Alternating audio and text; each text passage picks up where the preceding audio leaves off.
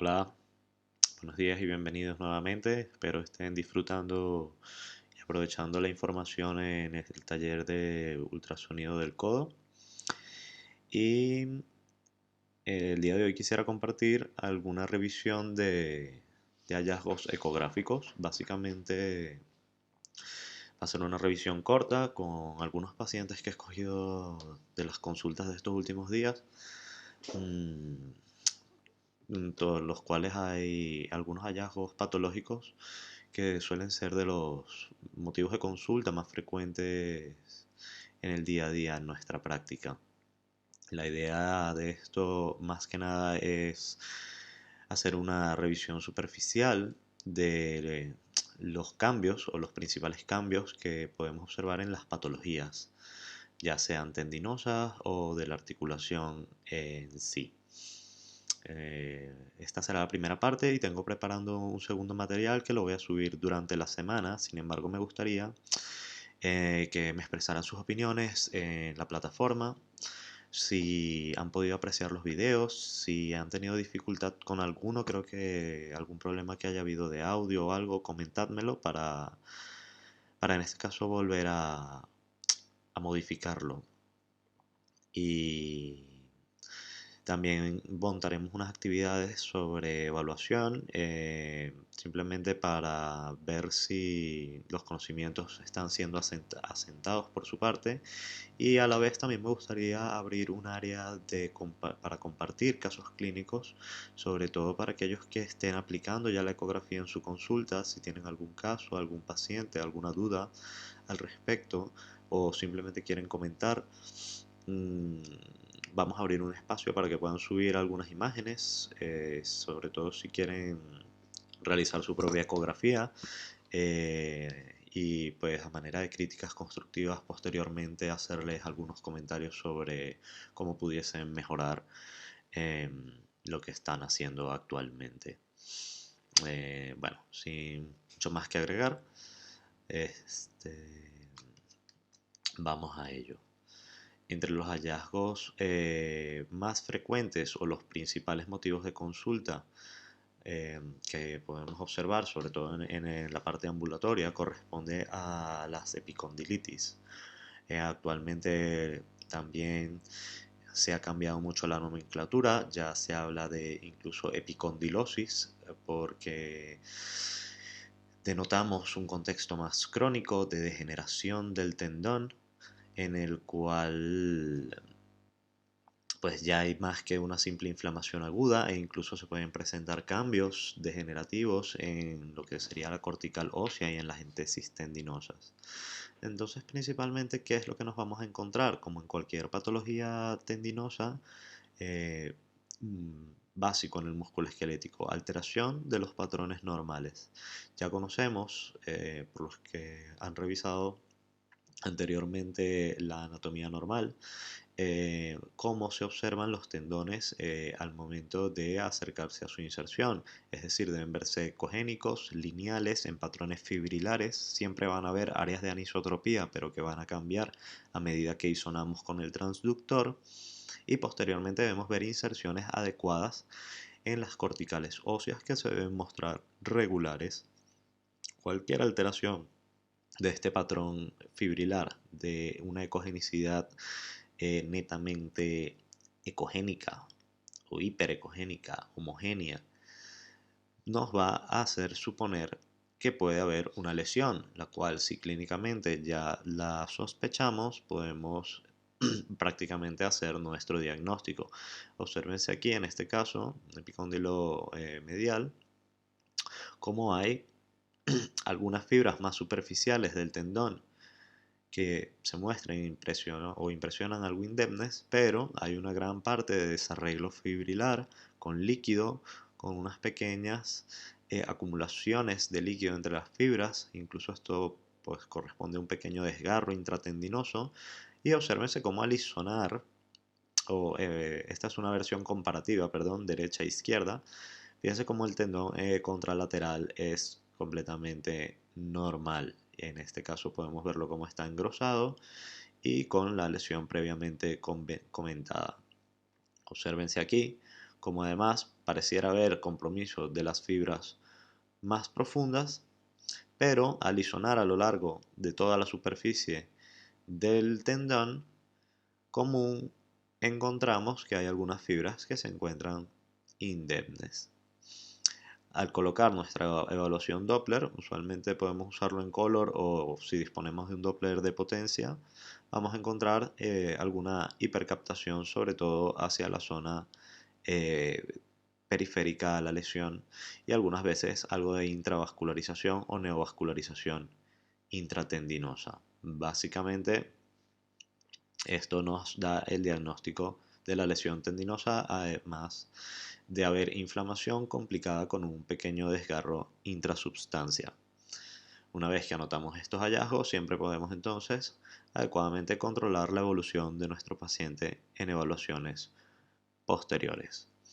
En este caso, también paciente con un diagnóstico de una epicondilitis lateral, cuando vamos a hacer la evaluación ecográfica nos encontramos que el tendón en su porción más profunda, podemos ver aquí, tiene desarreglo de las fibras, mientras las fibras más superficiales se muestran bien.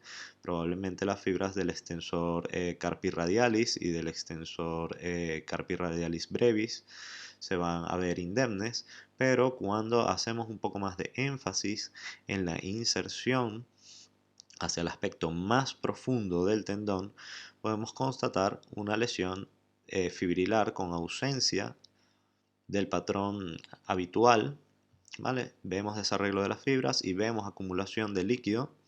En esta imagen podemos apreciar cómo se ubica de una forma bastante localizada, que incluso podemos cuantificar, y corresponde a una lesión del extensor común o del origen común del extensor de los dedos.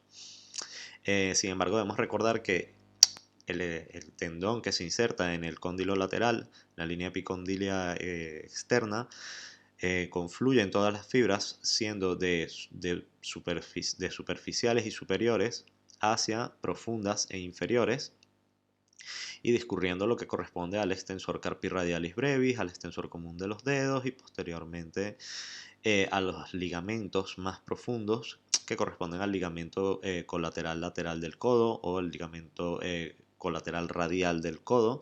Ya anteriormente hemos mencionado que la anatomía es un poco más compleja y se corresponde realmente a un complejo triligamentario, el cual le da la estabilidad a la articulación, sobre todo en los movimientos de pronosupinación y en los momentos de estrés en valgo. Pero básicamente, si conocemos un poco la anatomía, podemos ubicar más o menos dónde está la lesión y qué está comprometido para posteriormente controlar. En este otro caso, también tenemos otro ejemplo de una epicondilitis lateral, tal vez una lesión más pequeña, fíjense, más difusa en el tendón, hay afectación más que es difícil de precisar, ¿no? Si es en la parte superior, en la inferior, podemos ver más bien que es una afectación total. Sin embargo, no hay soluciones de continuidad, algo de líquido, algo de edema. Vemos que hay hipervascularización y neovascularización intratendinosa y podemos apreciar que la cortical humeral se muestra bastante regular, no hay calcificaciones. Pudiésemos hablar en este caso probablemente de una inflamación más aguda. Obviamente que debemos constatar siempre el historial clínico de nuestro paciente, sobre todo si ha presentado anteriormente o no las sintomatologías, puesto que en este caso pudiese tratarse más bien de una inflamación aguda sin complicaciones y sin desgarros y no vemos cambios crónicos de la cortical. En este otro paciente, por el contrario, podemos ver que la afección es un poco más superficial, probablemente en este caso involucrando a lo que serían las fibras del extensor carpi radialis brevis. Usualmente estas suelen ser bastante sintomáticas y fíjense cómo, a pesar de, además de tomar las fibras superficiales, también las fibras más superiores, en este caso probablemente hemos desplazado la sonda en sentido más cefálico y vemos como incluso constatamos hipervascularización alrededor de la lesión y podemos observar componentes más profundos del tendón indemnes, así como el complejo extensor, el complejo ligamentario lateral probablemente se encuentre también indemne. Aquí en este caso pues podemos observar un tendón que se muestra bastante homogéneo, pero en su pars un poco más profunda hay nuevamente alteraciones de la ecogenicidad y así como una pequeña prominencia e irregularidad en la cortical ósea. Observemos cómo lo podemos constatar en dos planos y se corresponde a una pequeña rotura de la entesis del tendón extensor con una pequeña probable avulsión de un fragmento óseo o un incipiente osteofito que se está generando en este área. En este caso una lesión muy pequeña que probablemente pudiésemos tratar mediante infiltraciones percutáneas o colocación de PRP y hacer un adecuado control ecográfico de la evolución de nuestro paciente. Aquí en este caso podemos encontrar una rotura del tríceps braquial. Las roturas musculares a nivel del brazo son bastante frecuentes, lo que corresponde al músculo bíceps y tríceps. Usualmente son bastante preocupantes para los pacientes, pero ecográficamente tenemos la suerte de poder hacer una evaluación bastante completa sobre la afección muscular y sobre qué tendones se muestran afectados o qué proporción del tendón se muestra afectado, y poder ejercer diferentes pronósticos al momento de plantearnos los escenarios diferentes de recuperación para nuestro paciente. Observemos cómo en este abordaje posterior encontramos lo que es como una especie de acumulación de líquido con algunas fibras del tendón que se muestran indemnes, pero otras que están completamente retraídas, las cuales podemos constatar en sentido longitudinal y en sentido transversal al tendón. E incluso podemos usar la ecografía para cuantificarlas, dependiendo del software que tengamos o dependiendo de la preferencia de cada uno de nosotros. En este caso incluso podemos usar las elipses para calcular un área transversal y posteriormente realizar un cálculo aproximado del porcentaje de afección del tendón. Igual fíjense cómo observamos que a pesar de haber unas lesiones fibrilares están bastante centradas y las fibras más periféricas se muestran indemnes, dándole todavía algo de integridad estructural al músculo. Y observen cómo al realizar los movimientos de flexoextensión en el codo y tensar un poco el tendón, al flexionar el codo encontramos cómo se hace más notable o podemos apreciar de mejor manera cómo la lesión, a pesar de ser extensa, muestra una discreta o un porcentaje bastante alto de integridad de fibras, con roturas longitudinales entre las mismas, acumulación de líquido y edema, y fíjense cómo hay una adecuada respuesta hipervascular en toda la lesión, lo cual nos indica que probablemente una recuperación activa pudiese responder a algunos tipos de terapias infiltrativas, y adecuadamente podemos ir evaluando posteriormente la evolución de esta lesión. Incluso observemos cómo se ha acumulado algo de líquido en el receso graso profundo al tendón, muy probablemente asociado a la inflamación propia de la lesión muscular y tendinosa. Tampoco podemos olvidar que el codo es asiento frecuente de patología nerviosa por la superficialidad de la articulación, por la anatomía de los nervios del miembro superior, que es bastante regular. Es el ultrasonido una herramienta ideal para la evaluación de la patología nerviosa, sobre todo a este nivel, cuando lo sospechemos clínicamente o cuando tengamos que hacer un diagnóstico diferencial en un de pacientes referidos ya con una electromiografía previa. Muy frecuente la luxación del nervio ulnar. Recordemos realmente que esto es una varianza anatómica que bueno, o puede haberse dado posteriormente por algún traumatismo o lesión al techo del canal cubital en el codo.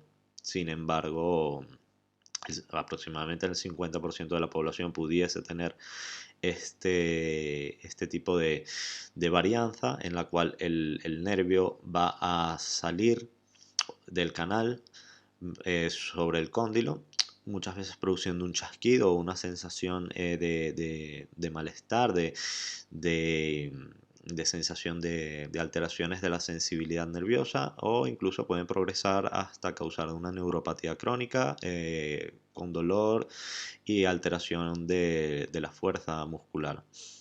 Entonces es algo que siempre podemos evaluar perfectamente. ¿Vale? Podemos observar en este caso cómo el nervio se ubica dentro del canal, pero al momento de realizar la flexión del codo podemos observar cómo éste abandona el canal y pasa por encima del cóndilo, o ubicándose muy superficial ya entre el tejido subcutáneo y los vientres musculares. Observen cómo podemos identificar el nervio ovoide hipoecoico con un patrón pseudofascicular, o como siempre se describe como si fuera un ovario. Y una vez identificado y realizada la maniobra de la flexión, le solicitamos al paciente que vaya flexionando el codo lentamente, siempre tratando de mantenernos sobre el nervio y sobre el cóndilo, pero evitando realizar una presión exagerada, porque si presionamos el nervio vamos a hacer efecto de ligamento sobre el techo del canal y vamos a prevenir o evitar la luxación del nervio, probablemente por la presión que ejercemos con la sonda. Entonces en este caso yo sí recomiendo usualmente dirigirnos a un abordaje muy superficial. Probablemente podemos colocar una almohadilla de gel si se nos hace más fácil, y realizar una flexión controlada, que el paciente vaya haciendo lentamente y nunca perder de vista el nervio, pues al momento de luxarse muchas veces se nos pudiese salir del campo de evaluación, dificultándonos la visualización. Observen cómo en estas imágenes es muy difícil que el total de la almohadilla del transductor haga contacto con la superficie de evaluación, y bueno, es típico, ya lo hemos visto en las maniobras de evaluación del nervio ulnar, por la posición en la que colocamos generalmente al paciente. Les he traído algún casito más que he conseguido aquí sobre, pues, todos los he denominado epicondilitis lateral para no entrar en temas semánticos, pero entendamos que dentro de lo que usualmente se diagnostica como epicondilitis lateral hay muchas patologías subyacentes, en las cuales se incluyen desgarros de los tendones extensores, lesiones de los ligamentos o del complejo ligamentario externo, y pues otras como pudiesen ser calcificaciones o colecciones crónicas, formación de pequeñas cavidades quísticas, etc. En este caso podemos observar cómo las fibras más profundas del tendón están afectadas, e incluso en este caso pues pudiese haber afección de las fibras del ligamento colateral lateral correspondientes al ligamento colateral radial. Específicamente podemos ver cómo hay una pequeña hendidura de líquido en las fibras que van del cóndilo al radio, y usualmente esto se asocia a un peor pronóstico al momento de pacientes que van a recibir sobre todo terapias más conservativas con rehabilitación, etcétera, porque al estar comprometido el complejo ligamentario lateral hay inestabilidad y predispone a luego la inflamación o las lesiones de los tendones suprayacentes. Para otra patología o diagnóstico diferencial que nos es muy útil la ecografía es a las bursitis, ¿vale? Las bursitis, sobre todo las bursas superficiales, como por ejemplo la bursa olecraniana, son muy bien valoradas ecográficamente. Los pacientes típicamente llegan con aumentos de volumen que clínicamente son muy evidentes, pero debemos siempre estar atentos y nunca despreciar la utilidad que nos podría dar la ecografía. Por ejemplo, en este caso el paciente venía siendo tratado con antibióticos, En un caso de bursitis olecraniana básicamente crónica, tenía casi un año con episodios a repetición. El paciente comenta que había recibido antibióticos por lo menos en 3 ocasiones diferentes, pero que sin embargo nunca llegaba a una resolución total de la patología. Cuando acude al centro vemos que no hay signos de francos de inflamación aguda, no hay calor ni rubor. Realmente, simplemente al momento de evaluar si veíamos el aumento de volumen y era palpable, ¿no? Cuando acercamos el ecógrafo nos encontramos con esto y básicamente encontramos pues, una colección, ¿cierto? Vemos que es una imagen anecoica con una pared gruesa y en su interior algunas imágenes con una ecogenicidad mixta, hiperecoicas, bien redondeadas, bien definidas. Cuando vamos a colocar nuestra evaluación Doppler, vemos que no hay captación, vemos que hay muy poco edema alrededor, sí hay un engrosamiento de la piel y discreta edematización periférica, realmente es muy leve y esto nos indica que probablemente no está ocurriendo un proceso inflamatorio agudo en este momento y además observamos que a pesar de ser una bursitis, pues el contenido de la bursa nos llama un poco la atención, no son septos, no son unos detritos pequeños, eso no es un contenido purulento. Eh, ¿Qué pudiéramos pensar aquí? Usualmente esto, pues bueno, debemos plantear diferentes diagnósticos diferenciales, valga la redundancia. Sin embargo, pudiese deberse a temas ya reumatoides por depósitos de cuerpos sinoviales o a proliferación sinovial y usualmente pudiésemos beneficiarnos al realizar algún tipo de drenaje del líquido y análisis citológico del mismo, así como pues, posteriormente incluso plantear una posible exéresis de la bursa en el caso de que haya una ya cronicidad de la inflamación y tengamos sospechas o dudas en el diagnóstico diferencial. Muy diferente, sin embargo, en este caso de una bursitis olecraniana más típica, en el cual el paciente tuvo un traumatismo, posterior al cual hubo bastante inflamación en la zona posterior del codo. Cuando vamos a observar, encontramos un proceso inflamatorio del tejido celular subcutáneo, de la piel, y encontramos esta colección, en este caso con una cápsula bastante ya más delgada, porque como les he comentado anteriormente, este es un caso más agudo y el caso anterior un caso ya crónico, pero sin embargo fíjense cómo se mantiene una gran colección de líquido con bastantes septos internos, probablemente debido a un contenido hemorrágico en evolución, ¿no? Por degradación de la hemoglobina y se van produciendo estos cambios en el interior de la bursa. Probablemente este paciente no se beneficia tanto de un drenaje en este momento, más sí de un tratamiento adecuado sistémico y posteriormente pudiéramos hacer un control a observar cómo se va evolucionando la colección. Fíjense que incluso el proceso inflamatorio se extendía más allá en el antebrazo y podemos ver que hay un edema bastante importante del tejido subcutáneo que incluso a veces clínicamente es difícil de diferenciar de hasta dónde llega la extensión de la colección, por lo cual con la ecografía podemos cuantificar de manera muy precisa los contenidos líquidos y la extensión de las lesiones. En este caso he colocado ya, por último, unas pequeñas láminas donde vemos pacientes que se presentaron con edema. Muchas veces referidos lo mismo como bursitis olecranianas o patologías del codo, y es que no debemos olvidar que es muy frecuente la patología no solo dermatológica sino del tejido subcutáneo a nivel de los brazos, y en este caso pues encontramos un paciente que simplemente presenta edema, un edema que puede ser muy tenue pero que al momento de comparar con el lado contralateral o con las zonas de piel sana vamos a encontrar una diferencia bastante notable y podemos observar cómo el tejido subcutáneo, que usualmente es hipoecoico y tiene una fascia superficial bastante delimitada y posteriormente unos septos ecogénicos internos laminares se ven borrados y desaparecidos, y esto nos indica pues que hay un proceso inflamatorio. Al haber agua acumulada en el espacio extracelular, se van borrando todos los septos. Usualmente el edema intersticial pudiese causarnos acentuación de septos anecoicos, o fíjense como en este caso hay pequeñas láminas de colecciones de líquido que van dispuestas en forma paralela a las fibras y a la fascia y al tejido, en este caso correspondiente a edema.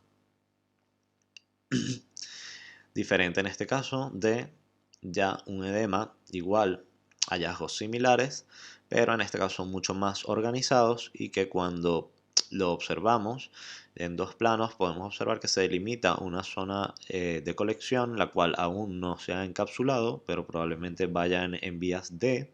Vemos que hay, tejido bastante disperso, con bastantes zonas de edema, pero en este caso que tienden a confluir en un área más central, la cual es fluctuante durante la evaluación y se corresponde, pues, en este caso a una pequeña colección en formación en el tejido subcutáneo.